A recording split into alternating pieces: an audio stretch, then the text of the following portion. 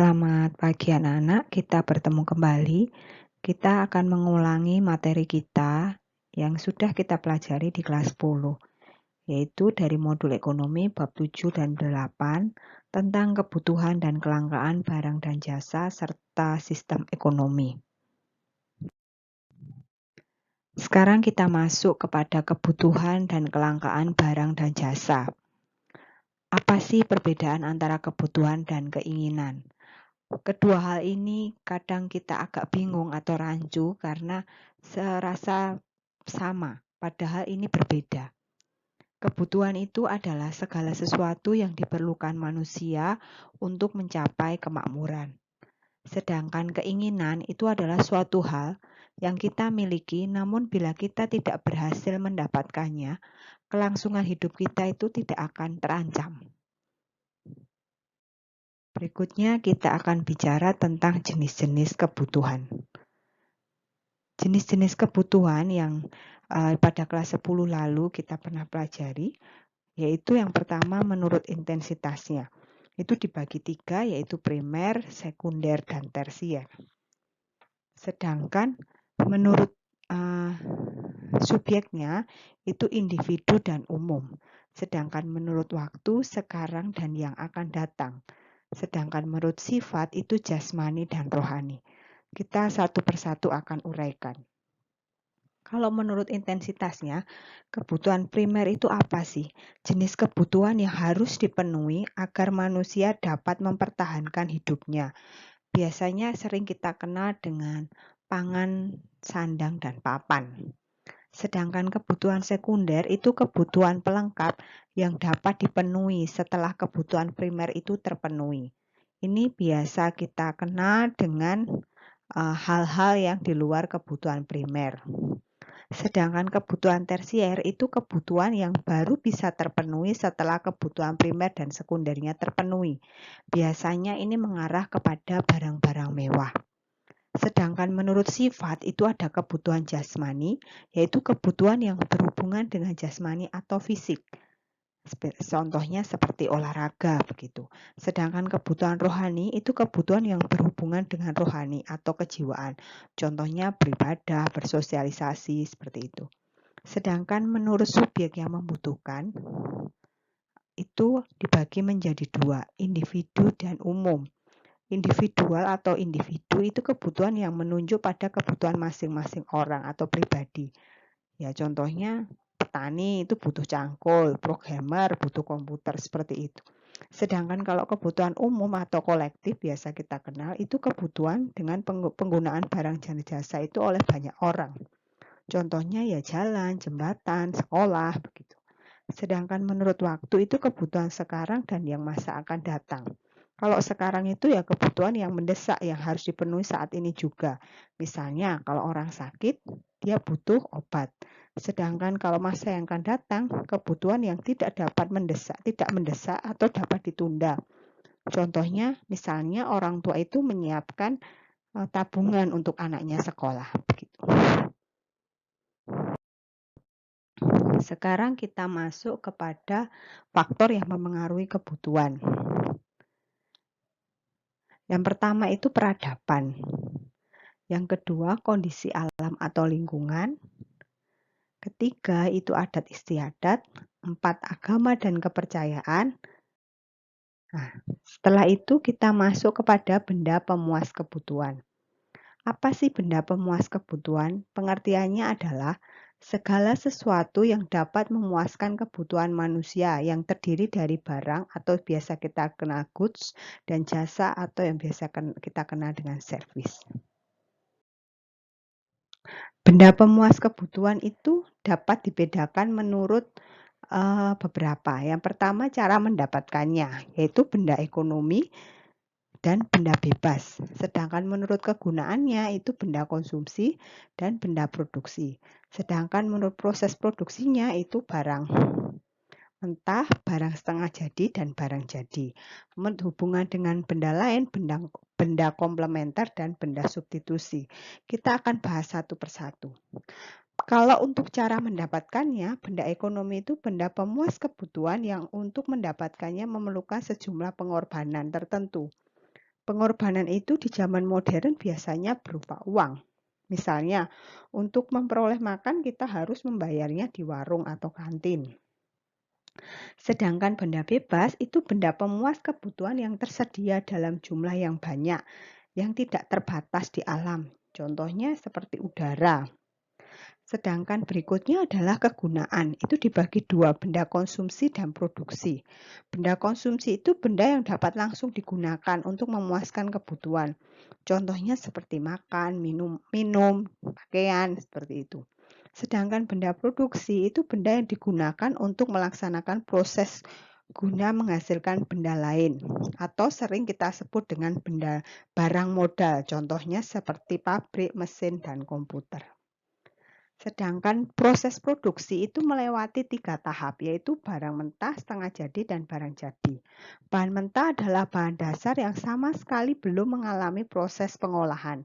Sedangkan barang setengah jadi itu hasil pengolahan bahan mentah tetapi belum menjadi produk akhir. Sedangkan barang jadi adalah produk akhir setelah melalui proses pengolahan dari bahan mentah dan barang setengah jadi. Berikutnya adalah hubungan dengan benda lain. Dibagi menjadi dua, benda komplementer yaitu benda pemuas kebutuhan yang akan bermanfaat atau berguna jika dipakai bersama-sama dengan benda lainnya atau akan mempunyai daya guna lebih tinggi. Contohnya, mobil itu tidak akan berjalan tanpa bahan bakar, itu namanya komplementer. Sedangkan substitusi itu benda pemuas kebutuhan yang pemakaiannya dapat menggantikan benda lain atau saling menggantikan. Contohnya, nasi dapat diganti dengan roti. Sekarang kita masuk kepada nilai guna. Nilai guna dari bahan baku tersebut haruslah masih rendah. Nilai kegunaan itu dibagi menjadi 4, yaitu kegunaan bentuk, tempat, waktu, dan kepemilikan. Kegunaan bentuk itu peningkatan kegunaan itu dari suatu benda itu disebabkan karena perubahan bentuknya. Contohnya kayu baru berguna jika bentuknya diubah menjadi meja atau kursi. Sedangkan kegunaan tempat itu adalah kegunaan dari suatu benda disebabkan benda tersebut dipindahkan dari satu tempat ke tempat yang lain. Contohnya, kapal itu akan sangat berguna jika dia digunakan untuk berlayar. Sedangkan kegunaan waktu, kegunaan suatu benda itu bertambah jika benda tersebut dipakai pada waktu-waktu yang tepat sesuai dengan manfaatnya. Contohnya, jas hujan hanya akan berguna jika dipakai pada musim hujan. Sedangkan yang terakhir, keempat, yaitu kegunaan kepemilikan. Kegunaan suatu benda baru terasa bila telah ada pemiliknya atau dimiliki oleh konsumen yang tepat. Contohnya, komputer tidak akan ada gunanya jika dimiliki oleh tukang beca atau tukang bangunan, tetapi komputer itu akan lebih berguna di tangan programmer. Begitu.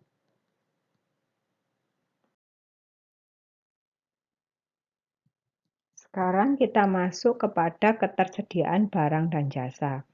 Kelangkaan yaitu adalah jenis dan jumlah benda yang dibutuhkan untuk memuaskan kebutuhan manusia yang tidak terbatas. Sedangkan jenis dan jumlah benda pemuas kebutuhanlah yang tersedia ini terbatas. Kelangkaan itu dapat terjadi karena apa saja. Yang pertama, karena keterbatasan jumlah benda pemuas kebutuhan yang ada di alam. Yang kedua, kerusakan sumber daya alam akibat ulah manusia. Yang ketiga, keterbatasan kemampuan manusia untuk mengolah sumber daya yang ada. 4.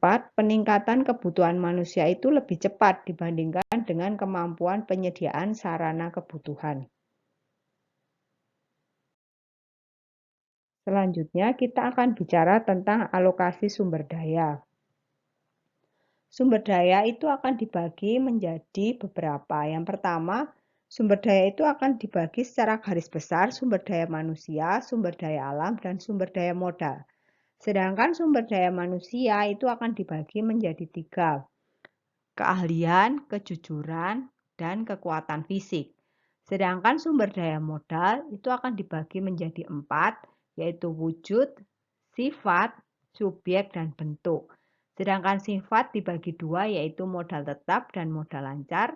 Sedangkan subjek itu akan dibagi menjadi 2, modal perorangan dan modal kemasyarakatan.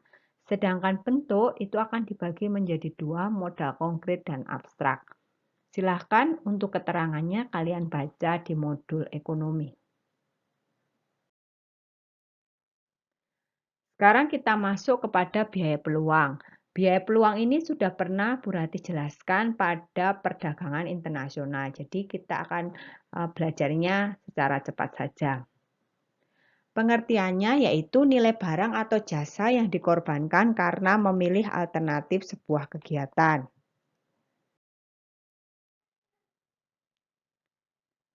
Pada biaya itu akan dibagi menjadi 2, yaitu biaya eksplisit dengan implisit. Kita ingat bahwa biaya eksplisit itu adalah biaya yang sebenarnya, sedangkan biaya implisit itu biaya yang dikorbankan. Sekarang kita masuk kepada skala prioritas. Pengertiannya, skala prioritas itu adalah urutan kebutuhan yang disusun berdasarkan tingkat kepentingannya. Bagaimana menyusun skala prioritas? Pertama, dari tingkat pendapatan. Yang kedua, status sosial. Yang ketiga, itu adalah lingkungan. Nah, sekarang kita masuk kepada pengelolaan keuangan. Bagaimana cara Anda mengelola keuangan? Ini pertanyaan yang sering kita dengar. Belajar menyusun anggaran, itu yang harus dilakukan pertama. Yang kedua, membiasakan menabung. Menabung itu dibiasakan bukan dari sisa pendapatan, tetapi memang tabungan itu dibuat rencana tersendiri, jadi dianggarkan sendiri. Ketiga, mengenal namanya perbankan. Sekarang kita masuk kepada masalah pokok ekonomi. Masalah pokok ekonomi ini berkaitan dengan 3 pertanyaan, yaitu yang pertama, barang apa yang akan diproduksi? Ini maksudnya adalah masalah ekonomi yang pertama ini adalah menyangkut tentang barang apa yang akan diproduksi dan berapa jumlahnya. Masyarakat harus bisa menentukan berapa banyak masing-masing barang dan jasa yang akan diproduksi dan kapan akan diproduksinya. Yang kedua, yaitu berkaitan dengan bagaimana cara memproduksinya. Masyarakat haruslah menentukan siapa yang akan melakukan produksi dengan sumber daya apa dan teknik produksi apa yang akan digunakan. Sedangkan yang ketiga, untuk siapa barang ini diproduksi. Hal ini itu menyangkut berkaitan dengan pendistribusian barang ke seluruh lapisan masyarakat.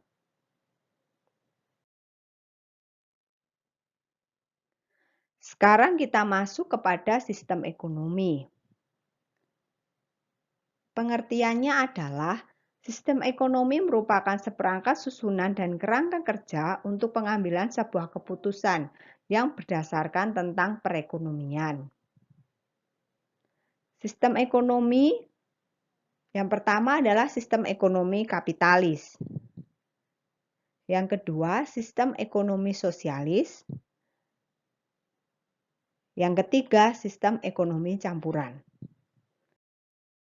Sekarang kita akan bicara satu persatu. Sistem ekonomi yang pertama yaitu sistem ekonomi kapitalis atau biasa kita kenal dengan pasar bebas.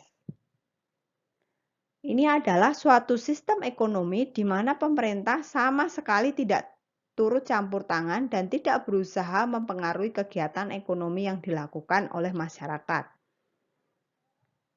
Ciri sistem ekonomi kapitalis yang pertama, campur tangan pemerintah itu sangat minim. Yang kedua, mengakui masyarakat untuk berinovasi, diakui dan dihormati. 3. Mengakui kepemilikan individual atas faktor-faktor produksi. Kita ingat, faktor produksi itu ada 4, alam, tenaga kerja, modal, dan kewirausahaan. Keempat, itu menganut sistem keadilan. Yang terakhir, keikutsertaan pemerintah dalam ekonomi itu tidak secara langsung.